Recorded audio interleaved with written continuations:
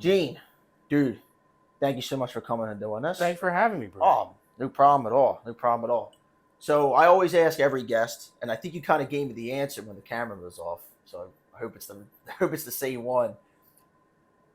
What is like your first experience with like the horror genre? Like what is it that kind of made you a fan? Was it a movie, a book? Was it like an experience that happened? Like what got you hooked, man? Well, there were two things really. The first was my father used to sort of dabble in white elephant tables. He would work at like little flea markets and stuff, and he had a whole bunch of used books. And I got my hands before he sold it on a copy of. In fact, I have it. He got his hands on this copy of the novelization of Halloween. This is the actual book that got me into the horror genre. Now, somehow it had traveled to you, and this is the first time I've seen it probably since I was about, I don't know, 12, 13 maybe. You and I went to a school called St. Anthony of Padua. You were you 2 grades ahead or one? Yeah, I'm 2 years older. 2 years You're old. my brother's age. So me and your brother were very good friends, and yeah, you lent me that book, and somehow I never gave it back. Maybe that was a long time ago. Maybe I never had any intention of really giving it back. I don't know. I probably was just like, I was always of the belief that like if you lend a book, don't expect it. I'm not a library. I'm just a guy. Like you don't necessarily expect to get it back. Fast forward, that was probably 93. Probably, yeah. Here we are, 30 years later, Right. and it's finally found its way back in your hands. Yeah. A little tape. I think it just gives it a little personality. So that book, for one thing, it's sort great. Of got both of us into the horror genre. Yeah, like I was into horror, but like that book, I just remember being in like the 7th grade, or I'm pretty sure it was the 7th grade, Miss Garrett's like reading class, sustained silent reading class, and it's like I just always had that book. I must have read that book because it's a quick read. Oh yeah, I read it in one day. Yeah, I mean, friends I know have read that book. My wife now has read that book. Like that book really made the rounds. Like no one, and that's really, like you said, it's really hard to find. Right. Especially that particular copy. cover. Yeah. So, and I mean, I've got Michael Myers on my arm now. Yeah. So I've sort of kept with my, Halloween was sort of I guess like my gateway in. And I read this book long before I'd ever seen the original film. So that's crazy. A lot of people are like, oh, I feel like the book is better than the movie, even though this is a novelization. Obviously, it was written at the same time that but I sort of had a different idea of what Michael Myers looked like in my head when I first read the book. The book kind of, so when I read that novelization, which if you can find, not that copy, but if you can find a copy of it and you're a Halloween fan, definitely read it. All the horror novelizations from like the 70s are early good. 80s are really good. And yeah, I have, so when I read that novel, the way they describe Michael Myers, I almost envision more of like, remember back in the 80s, you'd see like those clear plastic masks, but they had like clown makeup, but they were clear, so they still kind of took on like your flesh tone. Right. That's kind of what they describe like he's wearing. Yes. Which makes more sense because when he was a kid, he dressed like a clown, and that's like kind of like that's like a clown mask almost. Right. So, and it makes it definitely creepier. I mean, obviously, I always thought of it sort of in the same. If you remember in Dark Knight, what was the second of the Nolan trilogy? I'm drawing a blank. The Dark Knight. The Dark Knight, with the sort of the clown make. The real roughed on. Oh, you're talking about the actual clown mask? When they robbed the bank in the very beginning. I always thought it was something more like that, but just with hair.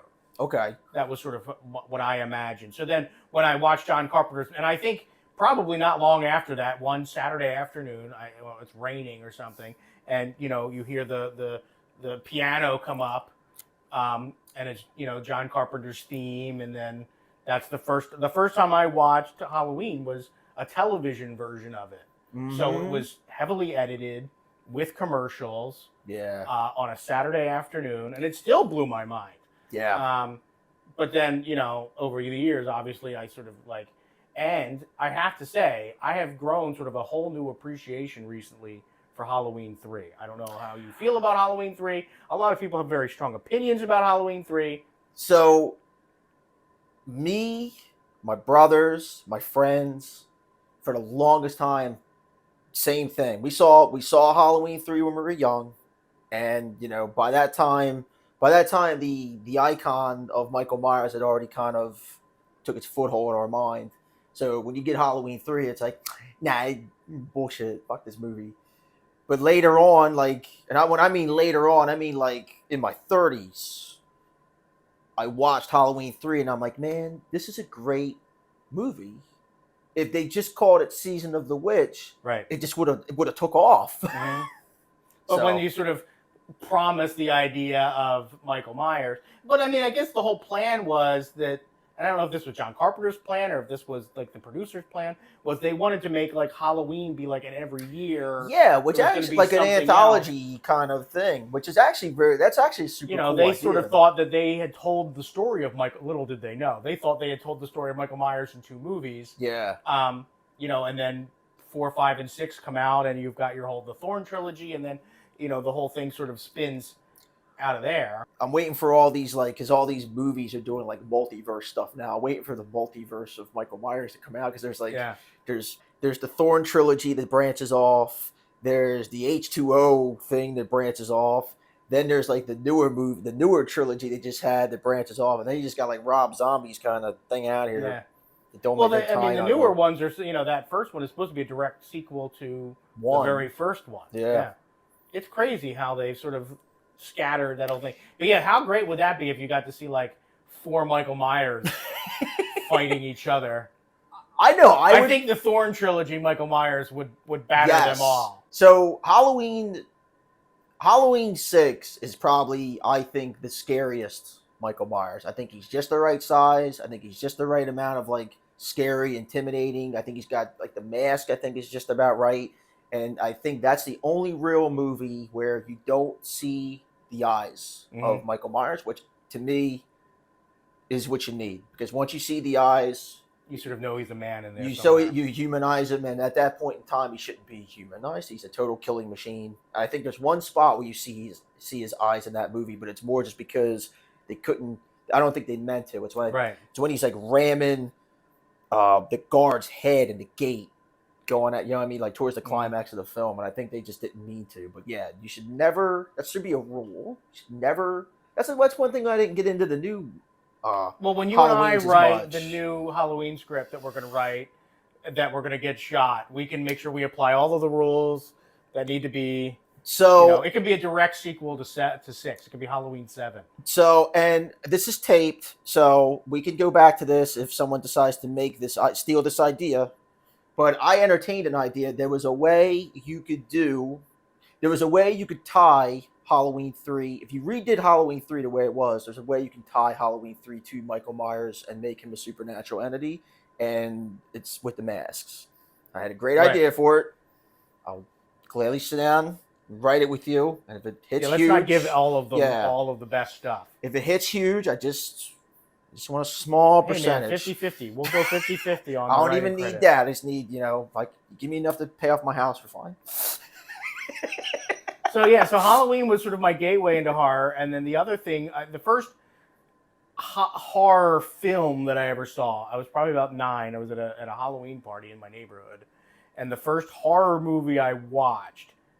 Now, backing up a little bit, the first thing that scared me on film was, and I didn't see the whole movie, but I remember waking up. I had a babysitter over. One of my parents had gone out for dinner. I was in bed. I was probably 4 or 5. It's my earliest memories. And she was watching Carrie on television. And I happened to wake up just in time to be in the scene where the hand comes up out of the ground. Oh, man. And I remember having nightmares from that scene for a decade. And I had no context.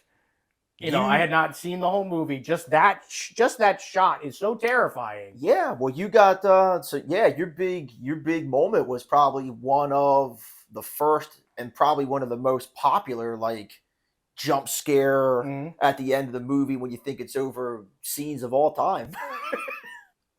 So Carrie was probably that was the first thing I know that terrified me. Just that shot. That was, and then the first full horror because that was like I don't ever want to see a horror movie ever after seeing that. But then I remember being at a Halloween party and I saw the movie Nightbreed. Oh, okay. And Nightbreed, I don't know if you haven't seen Nightbreed, you're missing out because it's sort of a seminal '80s, early '90s Yeah, movie. I think I want to say just recently they put out like they either have or they are putting out like a brand new like 4K restoration of it. So And it's one of those check it ones that out. I think that there's multiple cuts of it, so Yeah. now you can see a longer version um, of it if you're a big fan. And there was something about it because it sort of has that whole mythos within its own movie that they don't. It's not like watch. If you watch a comic book movie now, there's all of these comic books that you can go back to after the movie's over and read all about what led up to it. Now, at the Hmm. time, Nightbreed, I think that's a Clive Barker. So I think Barker Yeah. had all of this mythos sort of in his mind, but there Hmm. was no place to go and get it. You sort of were locked into the reality that was in the film. And I just sort of like loved all these weird mutant characters that lived under a cemetery. Um, so that was the other movie that sort of brought me. That was the first like film that brought me into the horror genre. So those were probably the three things that formed my fandom. I like Nightbreed. It's cool to actually meet. I don't meet too many people that are like, oh yeah, Nightbreed, because it's like an acquired taste that movie, but it's a really Yeah. great movie. Yeah, I mean it's one of the Mount Rushmore. Clive Barker's a Mount Rushmore Oh guy, yeah, big time. so but it's certainly not the one that is his most well Yeah, known. obviously like Hellraiser and even Candyman. Even though Candyman, if you read the short story, is nothing like the movie. Right. Like it's completely different. The scene that scared me, I believe I was coming downstairs one night and my mom and her sister, because her sister was like 10 years younger than she was, but they still kind of hung out. So we were all in bed, and I came down to get a drink or something like that. I think I was like 6 years old, maybe five, and I walked down right at the scene in. They were watching Friday the 13th Part Four, Mm. and I'm pretty sure it's where he. I don't know if it's the mom. No, you don't see the mom's death on screen. I think it was one of the twins, where he's just chucks her out the window. So I come down, I see this scary guy, lightning, and just throwing this woman onto a car. That'll do it.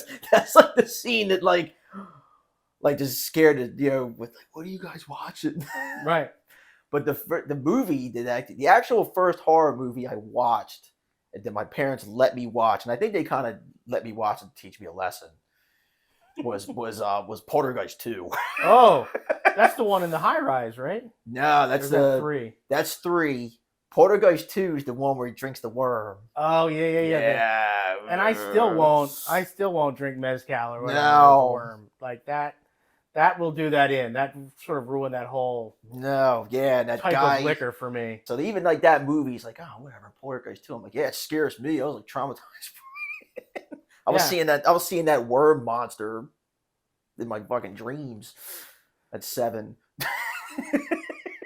Yeah, it's crazy what sort of like leaves an imprint on you. But yeah, so I mean, then eventually, and when people ask me like, why do I get horror tattoos? Because I've got sort of a theme going. I said because when I was a kid, like that's what really scared me, and this is sort of part of my way of showing. If you ever think of like a World War II aircraft, they get the mark when they defeat another monster or defeat another fighter, they put a little marker on the plane. So as I've defeated different monsters, I sort of put them on my body to show that I've thwarted them.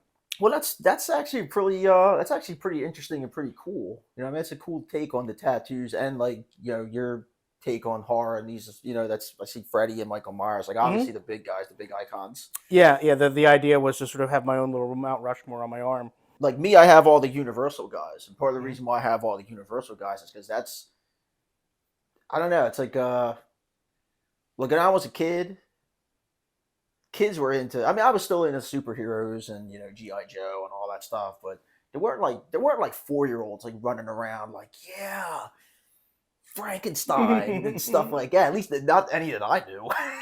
So I was like, I was kind of like an outsider, and I don't know. It just make the plus. It just makes me feel like my childhood. You know what I mean? It's like a good time of my life, and horror's kind of. I owe a lot to the horror genre because the horror genre is like the friends I have and the people I meet and the interest I'm in that make me unique. And my wife's real big into horror. That's kind of like the what got us like together. So like I owe a lot to like my life to like the horror genre. That's kind of why I like doing the show too. I like bringing people on and kind of sounds corny, but I don't know, kind of giving back to it in the way I I can. feel like people outside of the fandom don't understand how much being a horror fan is really like a bonding sort of Yeah. thing. Because the same way, like a lot of my best friends, a lot of the best relationships I've had in my life are all sort of come out of because like there are very few things that you can get so minute and so detailed Hmm. about. And everybody, there's so much to sort of love about horror. And everybody is scared by different things. Hmm. So it's just always fascinating to talk to people about what is it that got you, what is it that scares you, what's the things that are in your nightmares, and then you sort of feel like you've sort of created your own little team against the dark. That's fucking cool way of looking at it. And you're right. You're absolutely right. I'm not a big Saw fan, but I'll sit there and talk to a Saw fan, and it'll be Right, an awesome conversation. It'll just be fucking right. cool. And that's the thing is like everybody can sort of there's so much stuff that you can sort of embrace and be really into. Like not everybody's into slasher movies the way that I am. Some people prefer like ghost stories or classics like that, or really into Stephen King, or psychological stuff. But like in the end, like the basic thing is it's sort of a way, and I think that's probably like why the horror genre came to exist. Like as soon as you could put stories on film, like there were horror movies. It goes all the way back to the very beginning, and that's because there's something fascinating about watching the things that scare us and Hmm. and feeling scared. There's something that's like primal about being able to safely enjoy fear. You Yeah. know, usually when you're afraid, it's not in a situation where it's safe to be afraid. Hmm. So now that I think that that's where the horror genre sort of comes up from, and horror stories and everything. It's a way that we can feel that rush without being in actual jeopardy. Yeah. No, I think you're absolutely right. So what do you think is like sort of been sort of the best trends now, like with new horror? I mean, because I feel like horror is very, very different now. It I feel like we're is. sort of in like a whole nother. There was the classic Universal era, then there was the sci-fi era, then there was sort of the '70s, like the Hammer film sort of Yeah, era, like that the gothic '80s era. slasher, and now we're in sort of something sort of different. I feel like it's much more psychological, maybe. Yeah, a friend of mine put it really good. He had a really good term for it. His name's Fat Matt. He kind of like heightened horror is kind of what he called it. Uh, and I don't know. I think it's cool the heightened horror kind of stuff we're seeing right now, like the psychological stuff we're seeing. But I think I don't know. It's one of those things to me personally where you really got to pull it off because it's either going to have a huge high payoff or it's just going to go down in flames like miserably. Like you better. It's one of those things where like you get one shot, don't miss. Right. You know what I mean? And I think Ari Aster's good at that. But if there was a couple of films I watched where no, no, I think, and there's some films too where I get like right now it's like a country. Not to get like too political, you're kind of divided, and filmmakers and artists are always just trying to horror is another genre where like you can really kind of put a stamp on what's current and what's going on with the feel of people. Right. You know what I mean? Like a looking glass per se of what's going on culturally. And I almost think too many people are trying to do that, which is good, but they're doing it at the cost of an actual good story and characters. Exactly. You know what I mean? Like, I Mhm. think, like, you can have a great message, but if you sacrifice characters that are worth caring about, that actually, another thing's like good dialogue. Like, there's a lot of movies now, even beyond horror, that like the dialogue is just not good. Um, I need to care about these people. So when stuff does happen, which we'll get to Stephen King because he's great at that, you need to actually give a shit about the people. So when the stuff does happen, bad things probably that they matter. I don't think they really do that very well. Like I said, they're so gung ho on the message. They're kind of sacrificing everything else. That's kind of where I see horror right now. Right, and it's partly also sometimes you have these characters, and I felt like there was a lot of this in the most recent Scream movie. I don't know if you've seen that, but I did actually. there's a lot of plot armor in that movie. Yeah. And I feel like it's important that in a lot of ways you have to make sure that your characters are put into real jeopardy, or else like it doesn't. If you feel like there's no chance for them to be hurt or whatever, like you don't like you invest a 10-minute scene in this action sequence, and then at the end you know that you already know when it starts who's going to win or lose, and that this character can't get hurt, so you're less invested. But then also the other thing is you need to have characters who are not just these perfect people. You need to have flaws in your heroes, or else you don't see any growth. As far as like Scream movies, I didn't think it was bad. Possible spoilers. I didn't think it was a bad film. Like I said, as far as the Scream movies go, which I'm not like, I thought the first one was really good. I thought the fourth one was great. Mm-hmm. Even though they tried to really throw you off, I thought it was kind of predictable at times. And like you said, you cared, and that's another thing too. Talking about like new horror stuff, it's either they're too perfect, and right off the bat, if they're too perfect, they're not relatable. Right. You know, so yeah, I definitely agree with that. That with the new Scream too, it's like I like when horror franchises like pay homage to the ones that come before. I do. Sometimes though, I think they maybe do that movie. I kind of think they do it like a little too much, and I also think I didn't see part 5. But I heard about part 5, and I heard what they were trying to do with part 5, and then like to actually see like that play out in part 6, you're just kind of like, I don't really like that. I think right. Those characters in the first movie are dead. Let them be. Right.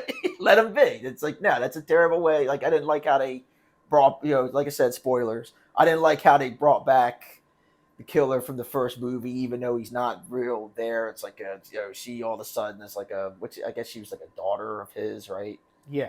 Billy, is that his name? Mm-hmm. Yeah, it's like, all right, come on, like that's sort of like a legacy, sort of. Yeah, thing. And it's, I don't know. It's one of those things where it's like, okay, I could kind of see that if I really check my brain at the door, but you're asking a lot for me to do that. So we were talking a little bit about Stephen King. What do you remember your introduction to Stephen King? Yes, I do. The first book I read of Stephen King was, I believe, so it was 1996, and my oldest brother was, I had just started Del Castle. My oldest brother had a gas station job and he was working nights, so it was really slow, and it was at the mobile station up at like I-95, like the truck stop kind of. So he was reading Stephen King, and he's like, yeah, and I had sustained silent reading, which was fucking awesome. I'm at 45 minutes to read every morning. Yeah. So that was when, remember the Green Mile was coming out, but it was like the little books. Yeah, they were coming out like in episodes. So 2 of them were out, and I'm like, all right, well, Stephen King, he's reading Stephen King, and I'd seen it, and I'd seen all the, I'd seen it by then, and I'd seen Misery, the film, by then, and I'd seen Cujo, I'd seen all like the film adaptations that were at the time. So I was like, all right, I'm gonna read these. So I read the first 2, but 3 hadn't come out yet. So that's when I read The Talisman. Mm. And The Talisman to this day is still my favorite novel. And I think right after The Talisman, I went right into The Stand.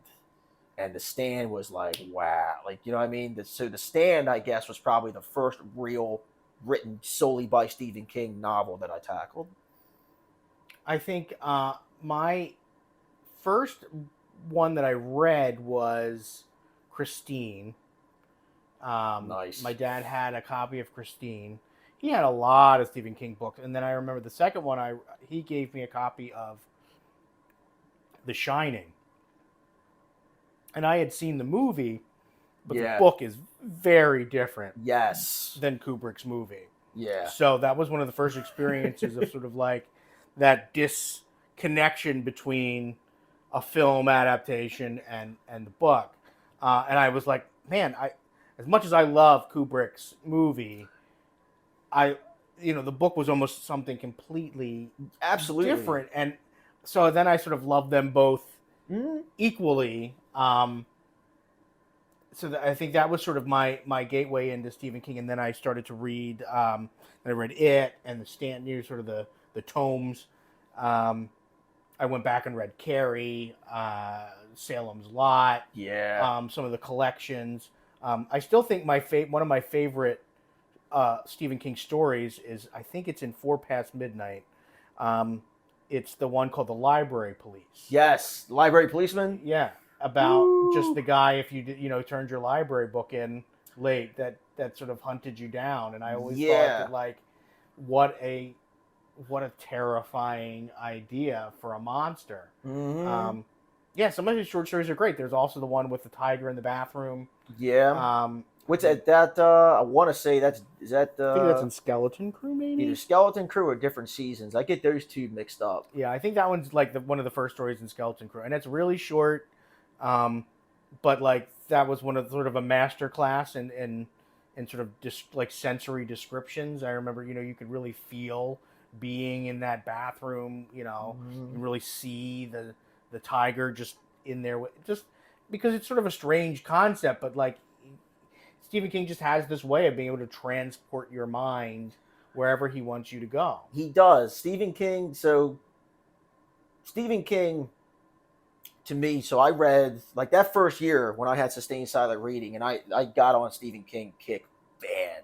I was reading every Stephen King book I could get my hands on.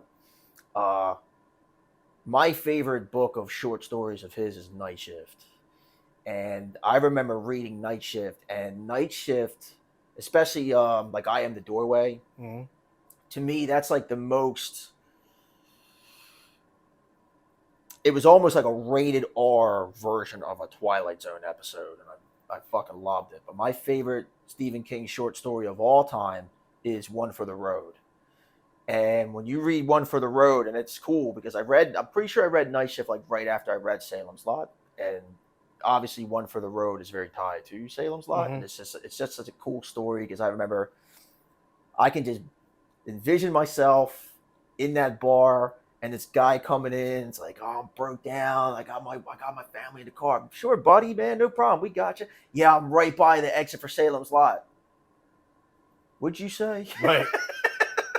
Yeah, Salem's Lot. What's the problem? Oh, fuck. Like, it's so cool because, especially if you already read you know what I mean? Like, you can already feel like, oh, dude, come on. All the places, you're sitting there reading. It's like all the places you had to break down, you dumb motherfucker. Well, I mean, and that's sort of the other thing.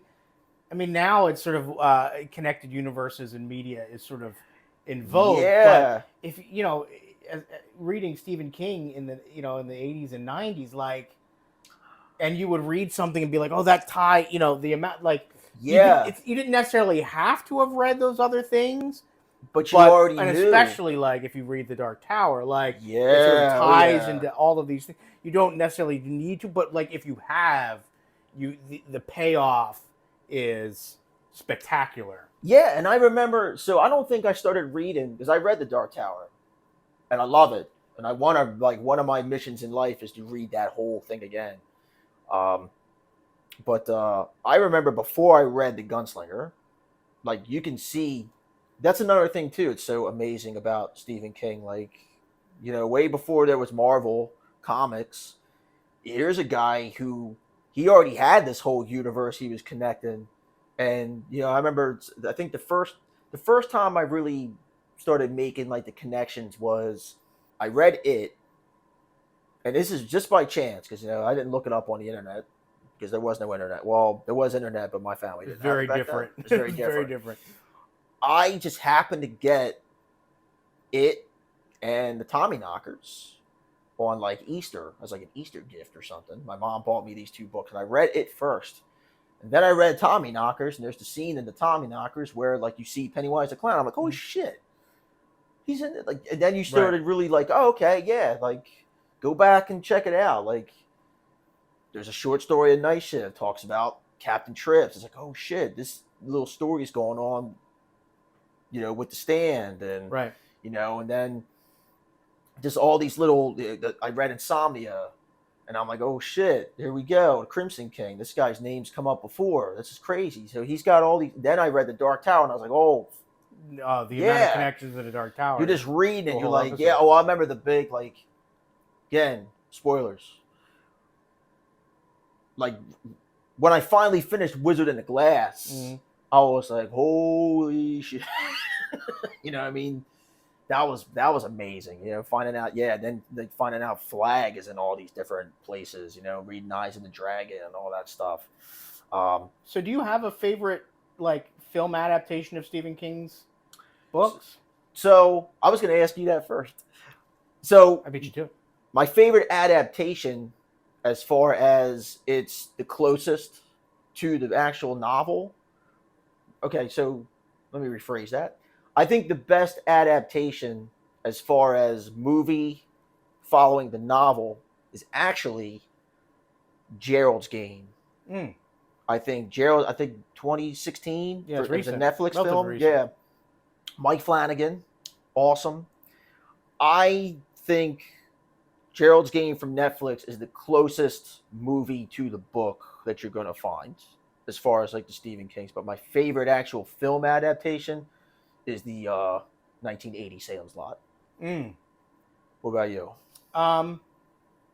This has sort of become a recent thing. So there's sort of two answers. I'm always going to love Carrie, and I sort of lump Carrie sort of and Christine sort of like they have a very similar vibe to them. Carrie is always going to be one of my favorites just because it was so like seminal in forming my love of horror. I don't like any of the remakes. It's Sissy Spacek or nothing. As far as I'm concerned. Yeah. And then recently, I don't know if you remember, there was a TV movie in the 80s. I think it was in the 90s of the Langoliers. Yes. Oh yeah, with Bronson Pinchot, right? Right. So I remember recording that as it was coming out, watching, and it was, I think it was over 3 nights, and it's like 6 hours long. Yeah. That was one of the. I had that on VHS, and it was like the 2 VHS tapes together. Now I don't know if you've heard about this, but with there was a filmmaker who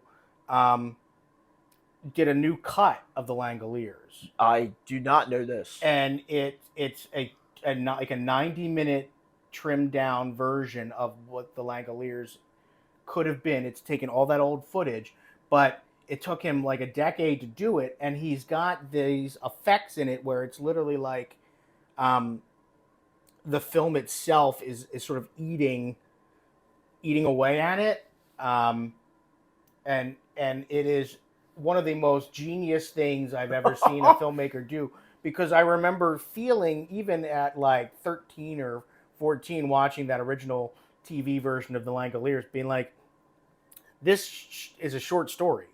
There is so much fat on this in this movie. Like it was out of control, and to see it restructured into like a 90-minute tight cut of that story. I mean, whole plot lines just disappear in it. Yeah, and I don't think it sounds like. I mean, it sounds like you don't really lose a lot. You know what I mean? Like me, and obviously, I love that version, but I would love to see this one. Yeah, Yeah, actually, I went up to went to Philly. It was sort of touring, and it was one of those things where I was able to see it sort of on a big screen, and Oh, it's so cool. um, yeah. Very, So that's very become envious. that has become one of my favorite adaptations because of just what a novel sort of approach to re-putting that whole thing together. I have, and maybe this makes me a bad horror fan, but I have not seen the new the new It movies.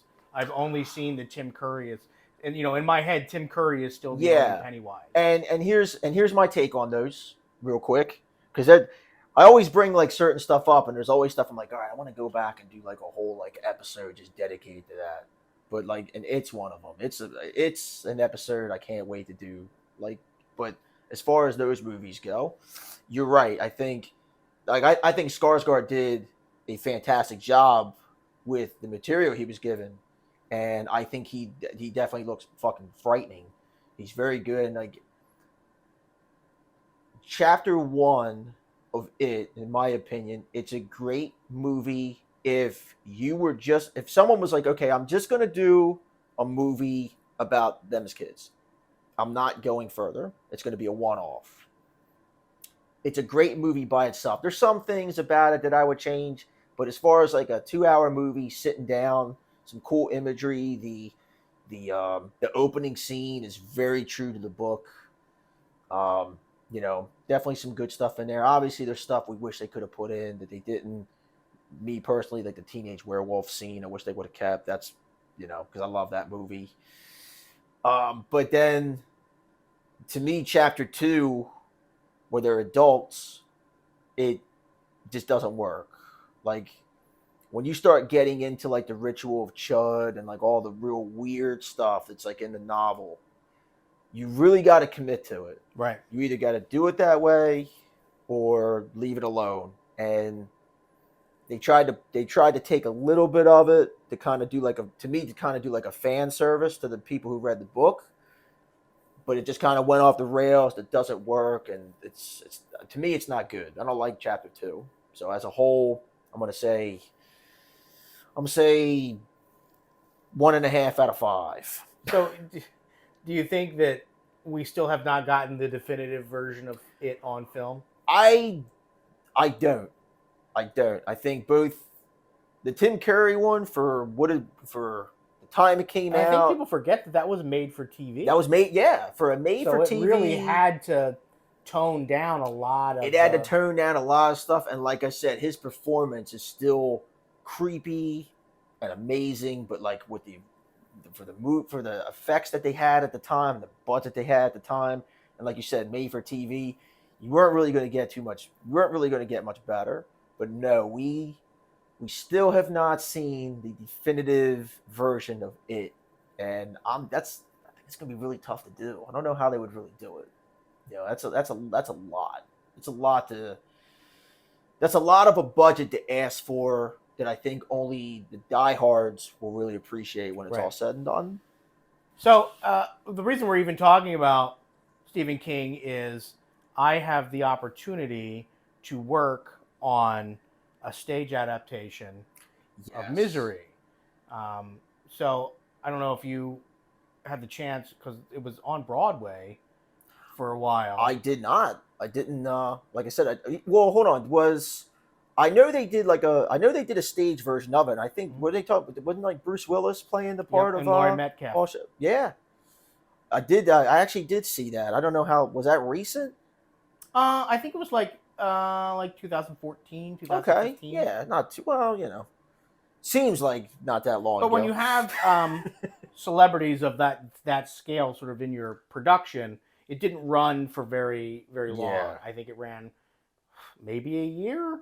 Okay, well, But it garnered a lot of critical acclaim and stuff like that. Although some people were not thrilled with Bruce Willis's performance as Paul, everybody really loved Laurie Metcalf in the role. But yeah, and then I couldn't remember. I don't think it ever like toured after that. no, I don't think it. I don't think it went didn't any like come through further. Philly or anything. They didn't like cast a touring company or anything. So, in October, my friend Joe Pukach is going to be directing what will probably be the local premiere of Misery on stage. So I'm going to stage manage, and we're starting to put it together. Right now, as we're in early July, and by the end of the month, we'll have the show cast and start rehearsals.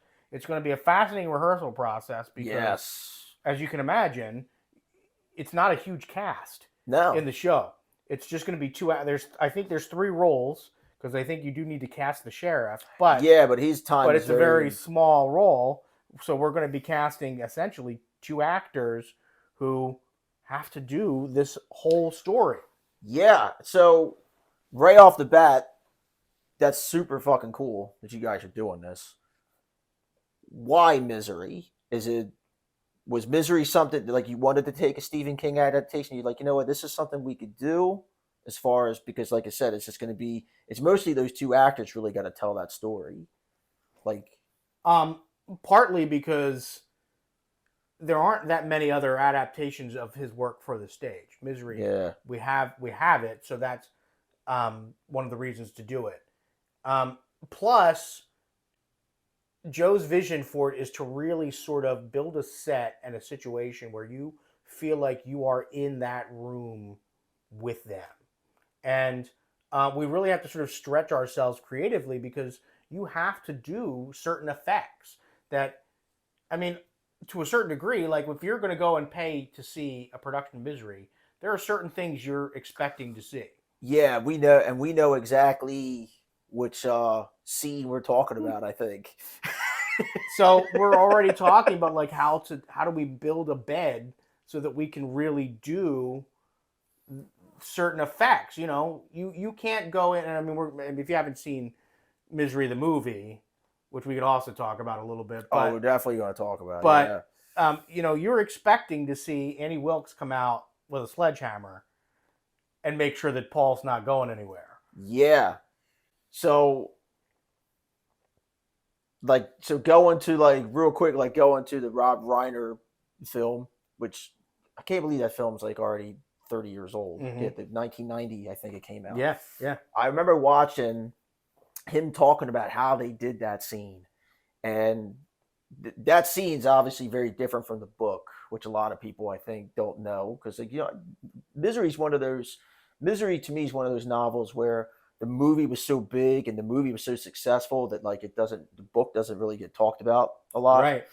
But he actually gets his foot cut off and then cauterized with a propane torch in the novel. Obviously, yeah, it's very different. Yeah, the novel is actually very violent compared to the movie. But I guess what they did was they literally built. I guess they built a thing to where like, so his body's actually going into the bed, and then they built like his feet with something that was going to break. So when she, and they made it look real. So obviously when she hit that foot, and it looked like his foot just, you know what I mean? But if you go back and watch the film, and I don't know if this would like help how you're going to pull this off. If you go and watch the film, like that first initial scene of that foot getting broke and that sound is so critical in that scene, that when she goes to do the second foot, you don't see it. You only hear the sound, but you're so just like, you're so jarred. You're so jarred about what you just saw that you don't even realize that, like, okay, they don't go back to the second foot. So when they built the prop, they only built the prop, I guess, with the 1 foot there and had his second foot. Mm-hmm. And that, like that quick image, like, okay, yeah, it's his feet. And then, so she breaks that foot. And then, when she goes and she's like, almost done. It's because I'm almost done, baby. And then you don't see it. You just hear the sound. And it's all Jimmy Kahn's performance. Writhing in pain. So I don't know if that would actually be like a help to you guys pulling that scene off. Yeah, I mean, we've definitely already started talking about the idea of whoever's going to play Paul being able to sort of, I mean, because that actor is basically in bed. Yeah. I mean, yeah. So I think we may try and create something where he can sort of sit comfortably to deliver his dialogue, mm-hmm. And then put. But it's one of those things where if you just have fake legs there the entire show, and they never move, Yeah. it's not gonna, people It's not are going to have the same effect. Same effect. So, at one point, Joe and I had sort of discussed the possibility of trying to do it sort of the way that they do it in the novel, where we were actually going to cut the foot off.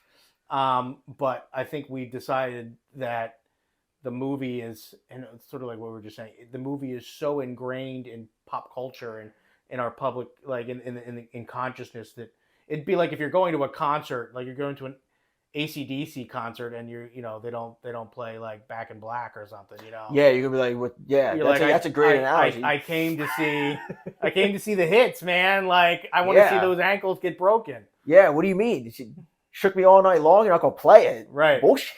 Right. So I think we've decided that we're going to go and try and keep it sort of.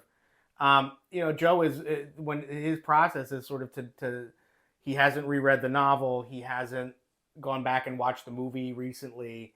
He really is trying to approach strictly the script as he's got it, and sort of tell that story. And it's going to be a very hard process to cast these two actors, because you need two people that can carry that much presence on stage. Because in a movie, the camera's in your face and you can sort of like, but in a play, if you can't hold that attention of the audience from 30 feet or 50 feet, it's you're going to lose the audience, especially when you've only got two people. So it's going to be really interesting. It's going to be a hard process to find the right combination of actors. It's going to be but once I think we have them, it's going to be really fun to create a whole world and see what kind of Annie Wilkes you can get, and what kind of Paul Sheldon you can get. Well, to me, like I said, not knowing anything about theater or acting, to me, I think, like you said, they're big shoes to fill, because especially Annie Wilkes, because everyone's going to be thinking about Kathy Bates' performance. I mean, she won Best Supporting Actor, I think, for that role. I mean, like that's when you think Kathy Bates, that's the role you think of, and she did such a phenomenal job. I think whoever does do that role so Annie Wilkes in that movie is kind of different than this one. Actually, she's a little crazier in this one, and like I said, she's way more violent. But I think, I don't know, I think you could really,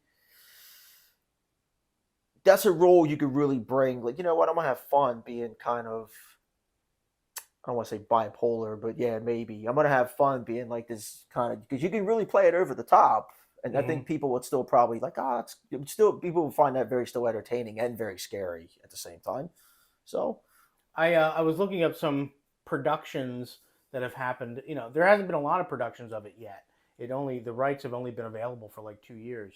But there was a production, I think it was in Maryland, and it went in a very different direction with Annie Wilkes.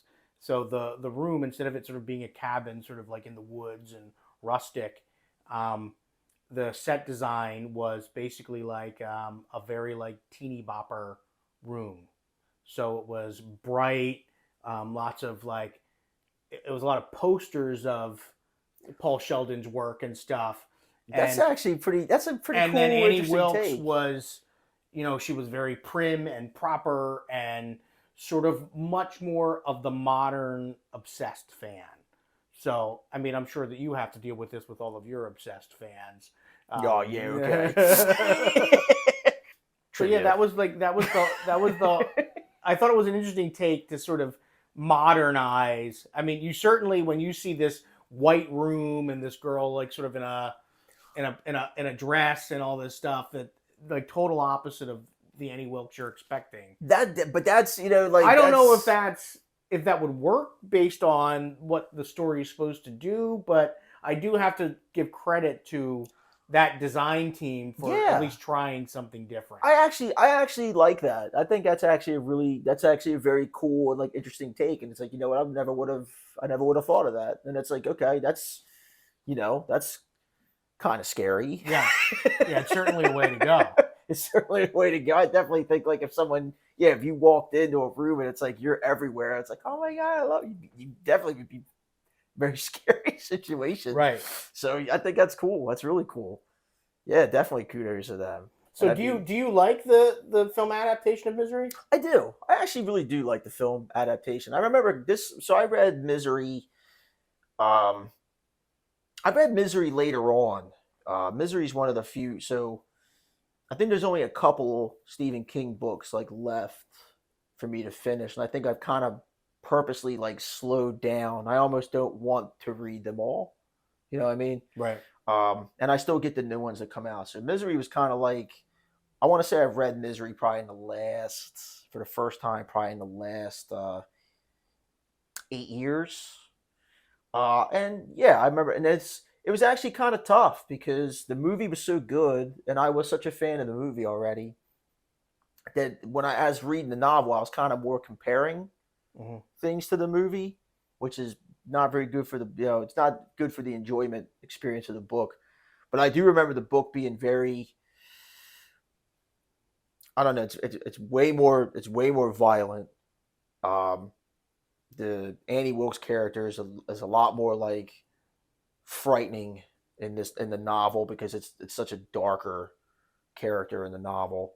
I definitely I think they focus. Stephen King's very descriptive, which is very good, but sometimes can be a lot. You know, being a Stephen King fan, it can be a lot sometimes. And I think in the novel you get more.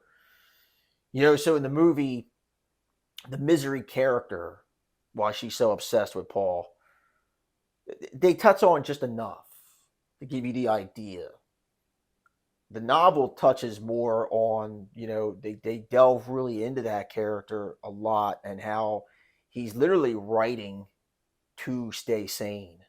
Right. You know what I mean? Like he's writing because that's the only way he can stay, not lose his mind while being captive.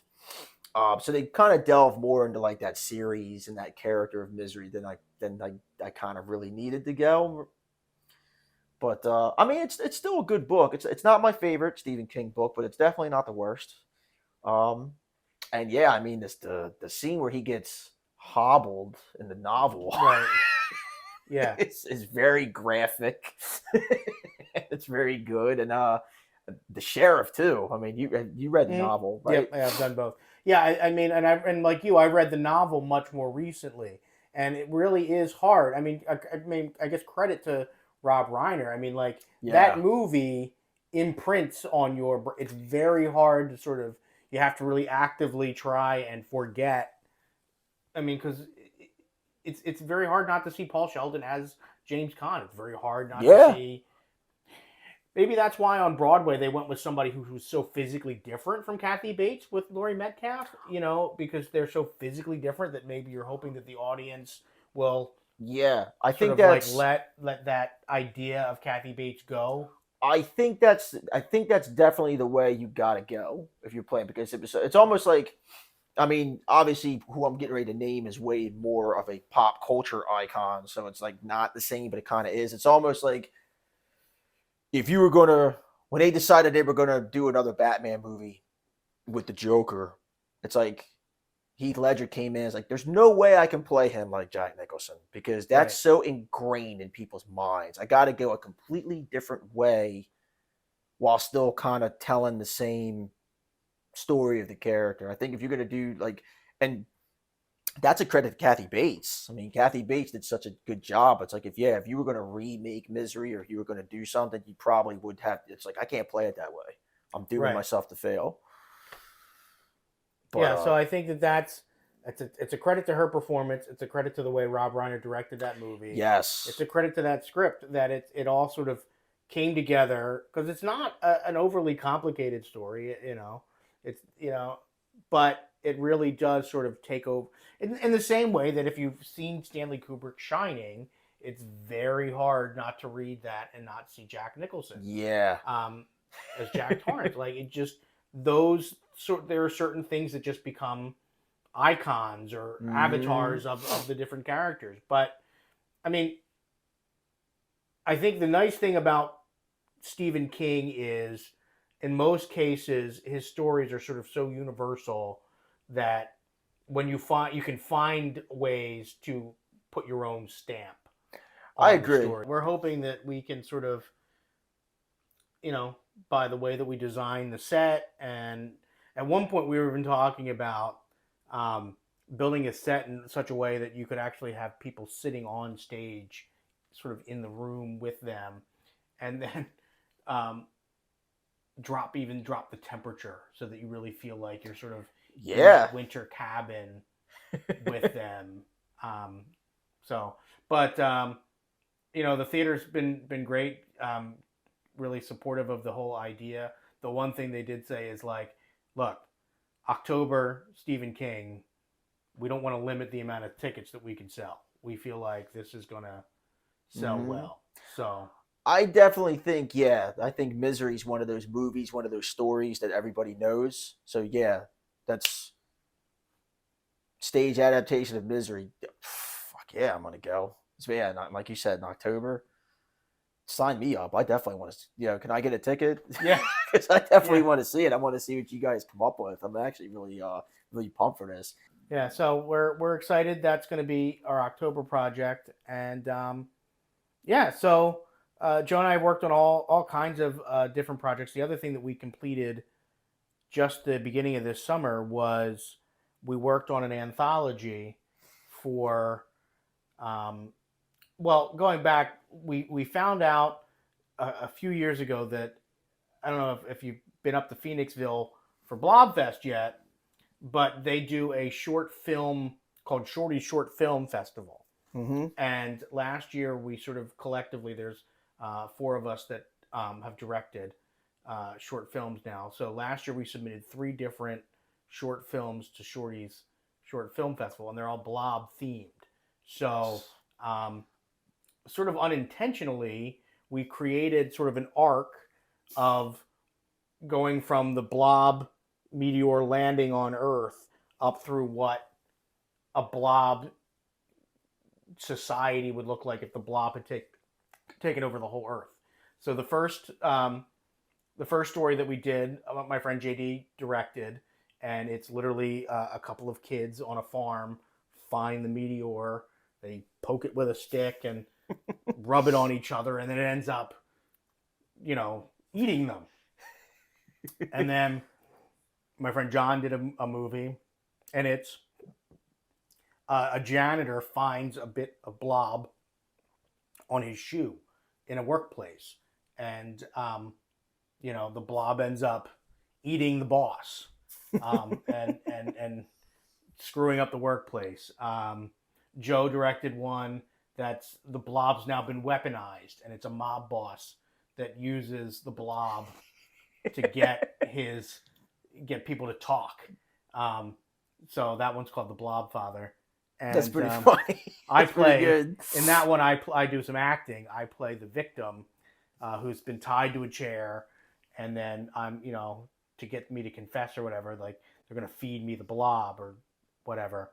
And the way that we did that was literally they poured an entire Costco-sized jar of grape jelly down my gullet. And that was one of those things when you're making a movie, like you get one shot at that. Yeah. I'm Does not, his own stunts, guys. I am not going to drink. I'm not going to guzzle down 2 Costco-sized jars of jelly. Well, I would hope not. I'm gagging just hearing you doing the first one. You've got to take that. You get one chance at that shot. And then, so those are the 3 that we submitted last year. And up in Phoenixville, they do the Blob Fest. Mm-hmm. Friday night, they have the Run Out, famous for like the Steve McQueen movie. Mm-hmm. So everybody runs out. They sort of announce, it's a contest, so they do announce winners and stuff. And then that Saturday, when they have the street fair, you can actually go up to Phoenixville and you can go and see the whole collection. There was about 25, I think, short films total. That's super cool. And that's they're all 3 minutes long. What, the Colonial Theater, right? So I haven't.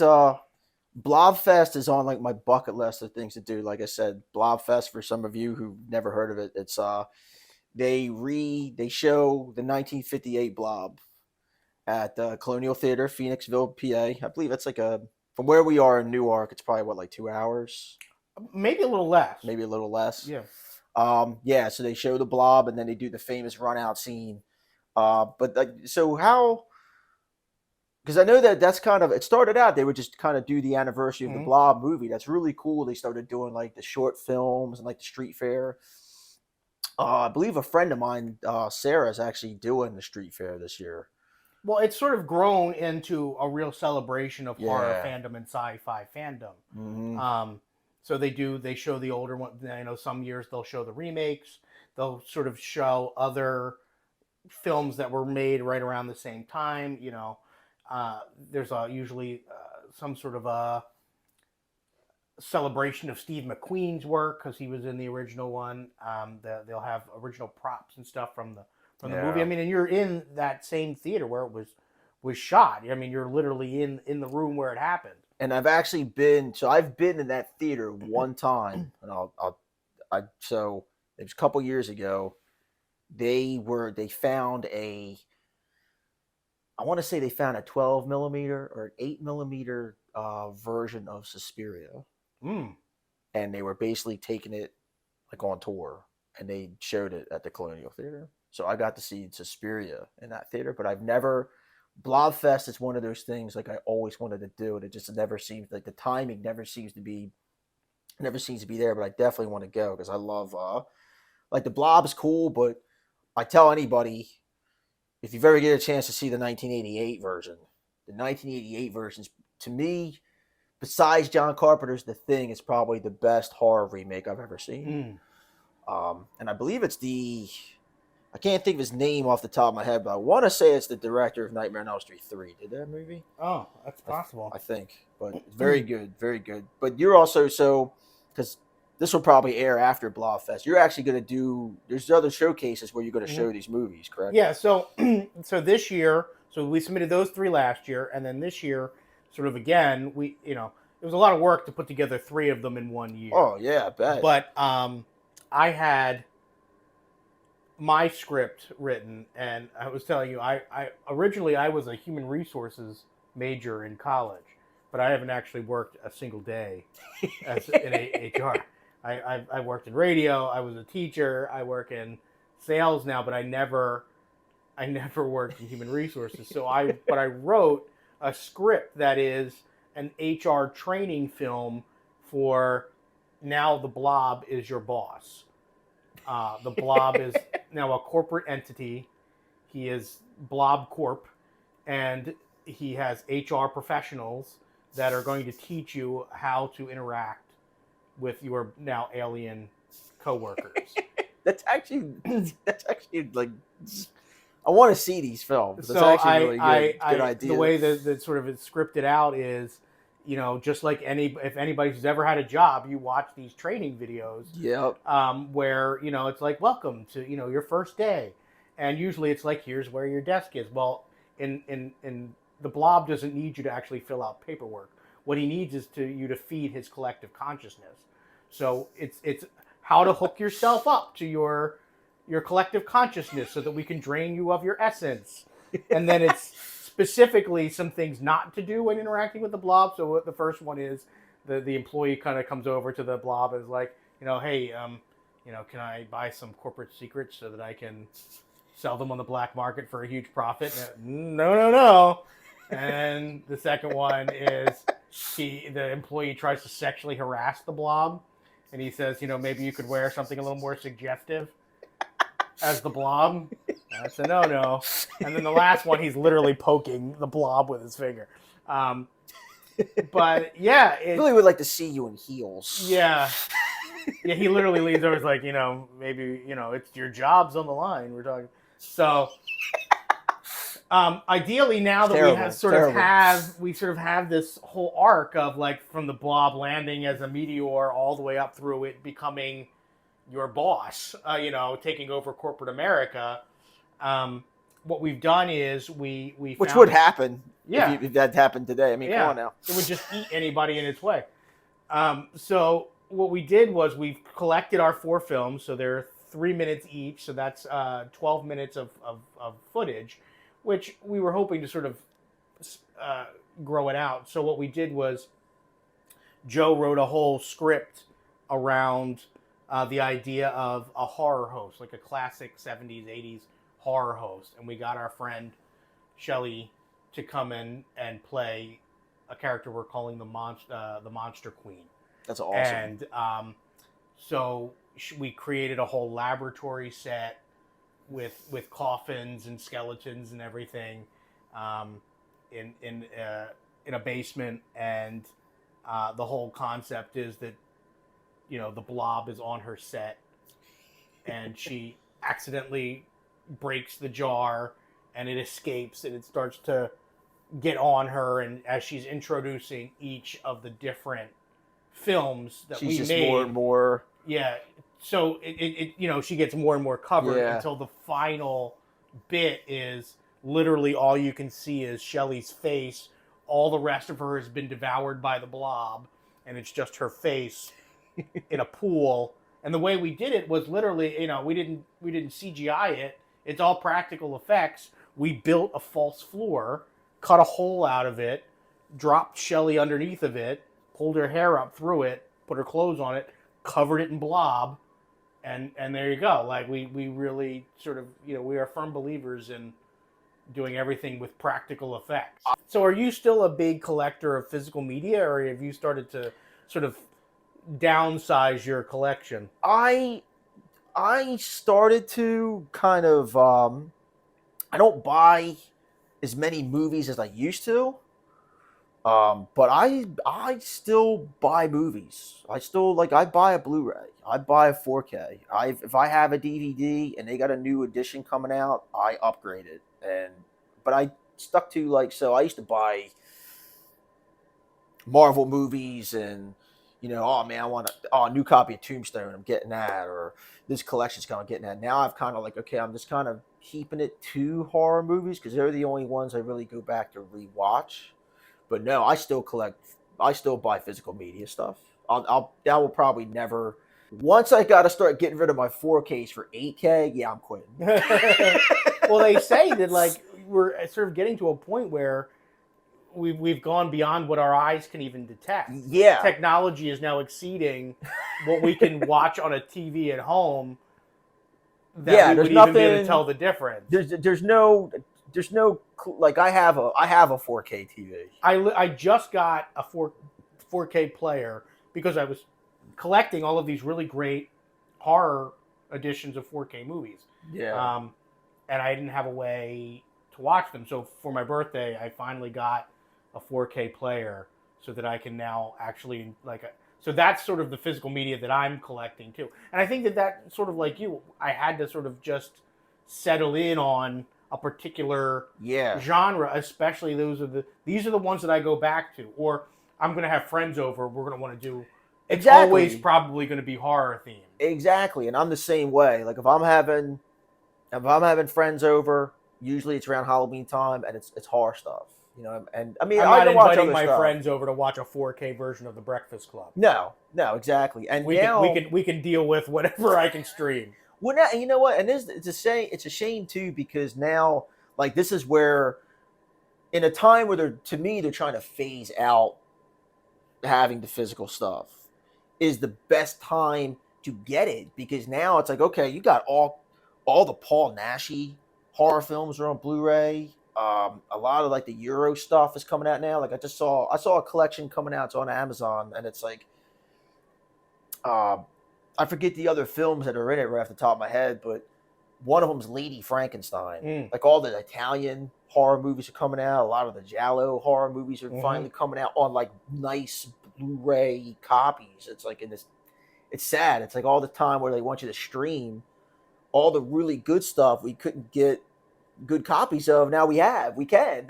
Right. Well, that's the thing. Is because I'm sort of two minds, because there is a certain part of me that's always going to love to see, especially that 70s stuff. I want to see it on film. I don't want to see digital.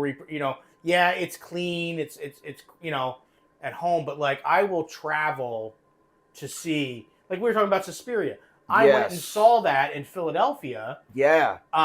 When it came out on film, and the print was beautiful, but it was one of those weird things where they had a new version of the subtitles, but it was a new translation, but it was on a separate track, so it was being projected separately. and they kept having breakdowns Oh. um, with the projector that was doing the things. And the crazy thing is, I hadn't seen the original Suspiria.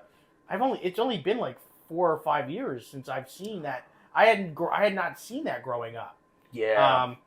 And I mean, just the first time you see some of those Italian horror movies, the way those directors visually told their stories, it is like it opens up a whole new door Yes, it in the does. genre.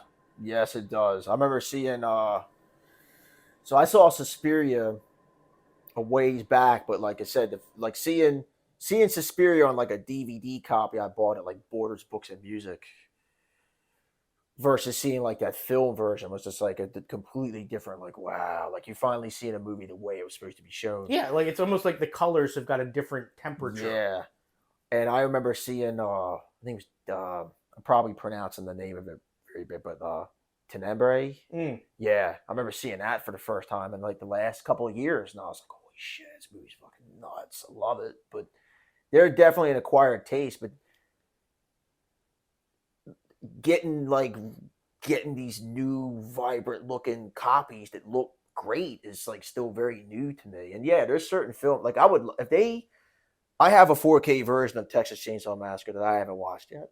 I'm waiting. I'm like almost waiting to watch it for the right time, the right because that's a movie. That's a movie that's very sacred to me. If they were torn with a film version of that, you fucking damn right I would. Right. Right. I would be there. Well, it's like I mean, I think in the last 3 years, I've probably gone to see The Thing in the theater. Yeah, me too. Like 4 times. Yeah. Because they keep coming out with new, upgraded versions of it, and that's a movie that I think the best quality I can see of it, the better. Yeah, me too. I saw it. It's So I saw that last year with my friends from my friends get together who watch horror movies that we call Murder Club. We went to Movies 10 to watch that. And I was like, man, I think I was there. We might have been at the same we show. might have, but it's like they were showing it at Movies 10, and it's like, damn right, man, I want to see it. And yeah, like Mahoning, like I haven't been to Mahoning in a couple of summers, but I've been there to watch. So they had a John Carpenter night the last time I was there with Murder Club. And I think it was, oh man, they were showing the night I was there, they did 2 nights, and I think I only went to Saturday night because Friday night, I believe, was they were showing Halloween. They were showing what's like the space one he did? Oh, Starman? Starman or something like they were showing. No, I think it was something even. Did he do a movie called like Dark? Darks. Maybe. It was something like it was like one of his. It was like one of his first films. I can't think of it. They were doing that, and they were doing like another movie that I was like, that's it's not one of my. It might have been They Live, which I like, but the next night was In the Mouth of Madness, Big Trouble in Little China, and like John Carpenter's Vampires. So I was like, all right, Well, Vampires is probably like okay, whatever, but man, come on, In the Mouth of Madness at Mahoning, Right. yeah, I gotta fucking be there. Have you ever seen? Have you seen Veronica yet? Are you a Danzig? I mean, obviously, but I mean, have you actually seen some of his films? I love Danzig's music. I watched Veronica, and yeah, he is definitely. Oh man, he's definitely the Ed Wood of 2022, 2023, modern day Ed Wood. I'm actually so. Even though I was entertained for all the wrong reasons with Veronica. I still want to see Death Rider in the House of the Vampires. I'm still I haven't waiting. been able to get to see it. Yeah, and I'm thinking it's like, sadly with the news of my man who passed away, whose name is my man from Prophecy, or not Prophecy, my man from Warlock, Julian Sands, who passed away unfortunately. That might have been I think that might have been like his last performance, really. So might have been. That maybe someone will pick it up just to make sure like someone sees it. But then again, is it a performance he really would have been happy with?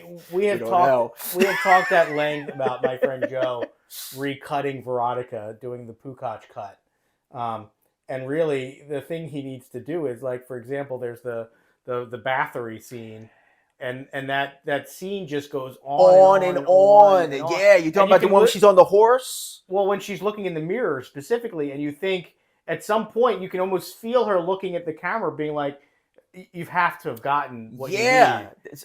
And they just keep rolling They and keep rolling and rolling. they keep going, and yeah, I remember like being with my friends watching it, and I'm in my mind, I'm just like on my couch, I'm like, And if you've seen any other horror movie, like you can feel naturally like this is where you should yeah, go on to the next like scene. I'm yelling at the TV, cut, like what the fuck are you doing? Yeah, yeah, and he just holds that shot for minutes. I remember like, oh man, I saw some reviews on they used to call it arrowinthehead.com, but I guess now they just call it joeblow.com. Mhm.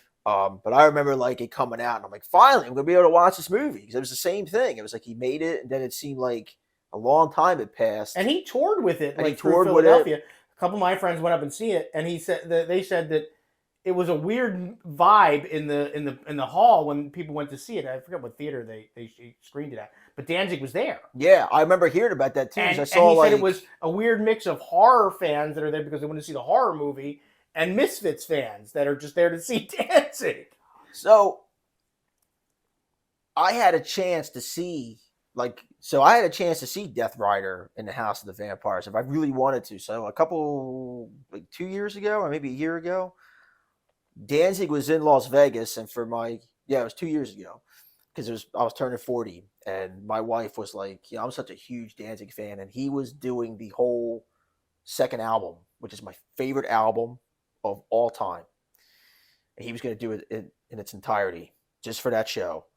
And I was like, man, if only I could go. So she got Vegas tickets and got for the hotel and got where it was going on. Because it was like a 3-day like festival thing. And he was doing something similar where he was going to have like premiere that movie, sit down, have like a Q&A. And I was like, man, if we get there, we could maybe go. We could maybe go and see it. But then I was like, I don't know. Nah.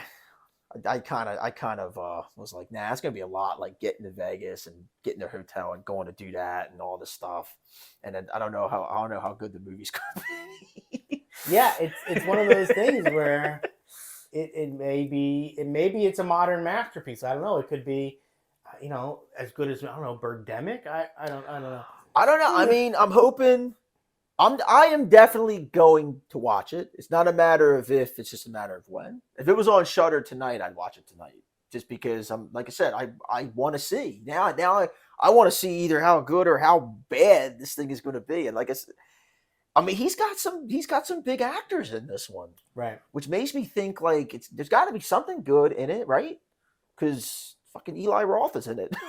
So I would be very remiss if we wrap this up before me getting to ask the question that I wanted to ask you.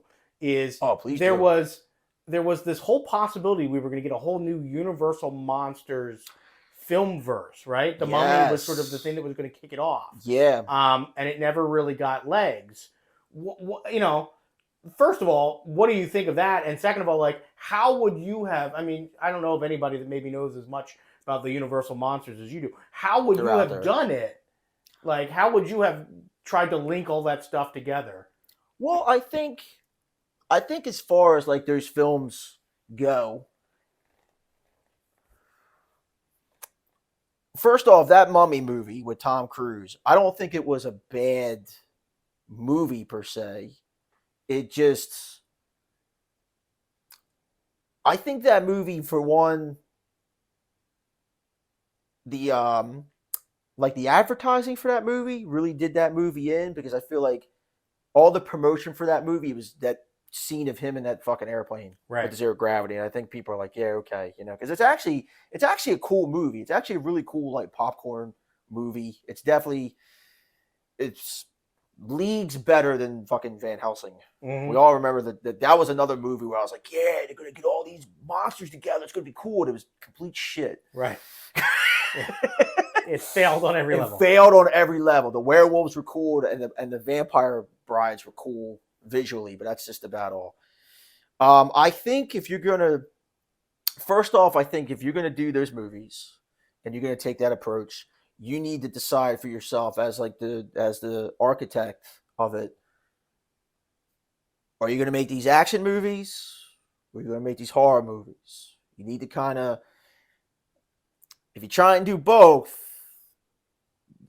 it gives you a very small window to pull off that being done well. And like I said, the Mummy tried that. I think that's another thing about that. It couldn't decide whether it wanted to be like horror with action, Right. and it just it failed. I think the Brendan Fraser Mummy movie was like, nah, we're going to be an action movie, and it worked. And it wasn't trying to tell. It wasn't trying to lead into a lot of other stories. Yeah, I think if you're gonna try and lead in and connect like all these characters, I think what you really need to do is just go back and see how Universal did it before. Because Universal, long before Marvel, Universal did that already. They took all their movies with the exception of like The Creature from the Black Lagoon and The Mummy. They took the three big guys, Frankenstein's monster, Dracula, and the Wolfman, and they told a very long decade process of connecting all of those movies together. And it was very, as far as like writing with those kind of movies, I thought it was really well done. I think just kind of go back to basics. Like why would they meet? What's the point?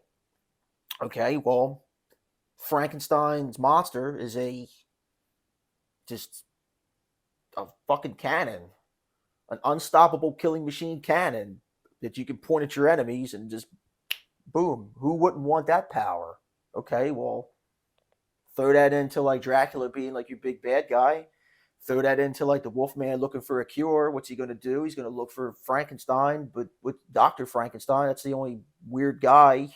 Right. And just that's how you like it's real simple how they would do it. I just think they need to, if they're really going to do it and be serious about it, I think they just kind of from the get-go be like, okay, are these guys scary or is this action? And I think the other thing is you have to find a hook in for your hero.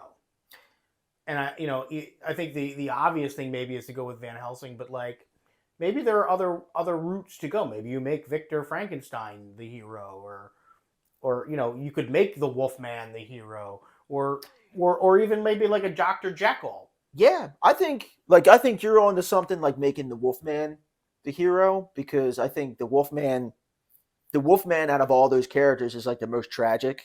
Here's a guy who clearly is a monster, didn't ask to be a monster, doesn't want to be a monster, but has to live a life to be a monster. Like there's that right there. It just gives you, there's so much of a palette to paint a character, like a tortured soul character that you root for. You know what I mean? And you want to root for that.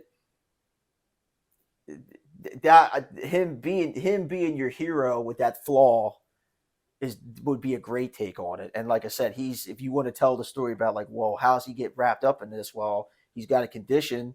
Well, I heard there's this doctor who really delves in strange things. That could lead into meeting Dr. Jekyll, who then leads into meeting Frankenstein and like all kinds of stuff. Like there's totally such an easy, not easy because I'm not a writer, but like, there's such a way to do it.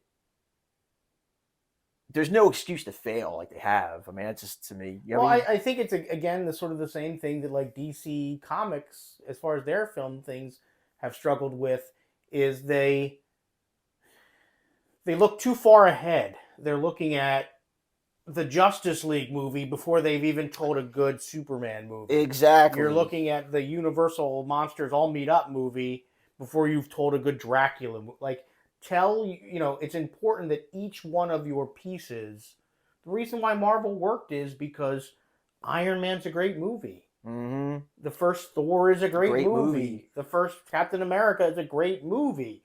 So all of those things, you already cared about those characters, and the movies that you're seeing leading up to it were all really good. Exactly. How should we wrap? Well, I think we should wrap with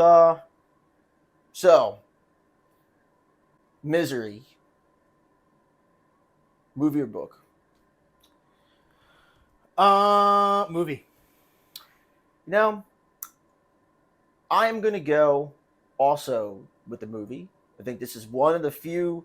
So this is one of the few instances where the movie's actually better than the book for me. They are very few and far between. I don't know about you. And I think maybe we both read the book after, and maybe that's coloring our perception a little bit. But Yeah. I think that it's such an iconic performance by Kathy Bates. That Yes. It's one of those things that even no matter how I would have imagined her, Kathy Bates would have topped it. Very Absolutely. rarely do you read a book and you're like, oh, that's better than what I had in my head. Yeah. In this case, I think whatever I could have conjured up in my imagination. I wonder if Stephen King watched that movie the first time and been like, that's better than what I even thought of. You know, I've seen interviews with Stephen King where he's actually, I want to say he's pretty over the moon with the movie and Kathy Bates, how they portray that film, and it's even some of the ad lib stuff she did in that movie, like the whole thing with the Liberace records, like that was like an ad lib thing that she did. I thought was like, you know, that's just her. That's her putting her take on that character that Rob Reiner didn't even like think of, which is, you know, pretty cool, pretty funny, and you could tell she totally got into it. And yeah, I think just off of Kathy Bates' performance alone, like, yeah, you'll never. It's just a very iconic performance. Yeah, so I reached out to her agent about possibly coming to do it at the Wilmington Drama League in October. Really? Like coming to actually perform as Annie Wilkes? As Annie Wilkes. And her agent was like, you know, Miss Bates is not interested in reprising her role and lose my email address. So, well, that's a shame. So short of having Kathy Bates, I guess we're going to have to go to the drawing board and find somebody who's willing to. Well, and unfortunately, we can't pay anything than high fives and fist bumps. So. Well, I think, like I said, I think whoever you do get, like, as long as they don't try and imitate Kathy Bates, just try and take it their own way and have. Kathy Bates is clearly having fun when I watch that movie. I think that's what your actress needs to do. Just clearly have fun. And I think have you been preparing your audition for Paul Sheldon? Are you ready to make your star turn as? I have not. I didn't. I have not. I mean, I'll audition for shits and giggles. Maybe I can be the sheriff. He's not in it that much. I think we're planning on yanking that sheriff across the stage too. So we might need somebody who's a little lighter to go flying across the stage. You said yank. I just thought of like the old school like canes pulling. Oh people. yeah. Maybe not quite that dramatic, but I don't know. I'll try out just to say I did. I think you should come and audition specifically for the sheriff. Like, you know, wear a hat, wear the badge. I'll wear the fake badge. I'll put should I get the white mustache? Because that dude in the film's old. No, I think you should come like with your beard, just the way it is. I think that would be the right look for a new. Where is it? Is it somewhere in Maine? I believe. I want to say the novel actually takes place in Sidewinder, Colorado, which is I think that's a fake place. That's a place that's a place in the Stephen King universe, Sidewinder, Colorado. But I forget where the actual movie takes place. I almost want to say the movie takes place like. I think it's one of the rare ones that actually isn't in Maine. Yeah, I think I want to say I almost want to say it takes place like in Wisconsin or something. Yeah. Wherever they get a lot of snowfall. Yeah.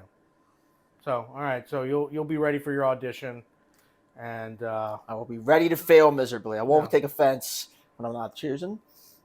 But you might be the only one that shows up auditioning just for the sheriff.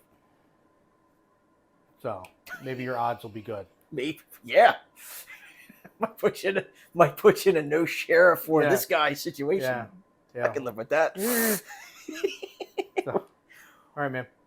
Well, that about wraps it up here at the Marvel of Horror. I want to thank Gene Zelak for coming by. Thanks for having me. Oh, no problem. And keep us posted. That's this fall, right? Yep, October. Yeah, October. Middle 2 weekends of October. Follow us at the Marvel of Horror podcast on YouTube and check us out on Spotify. And we will see you next time. Thanks for joining us, my friends.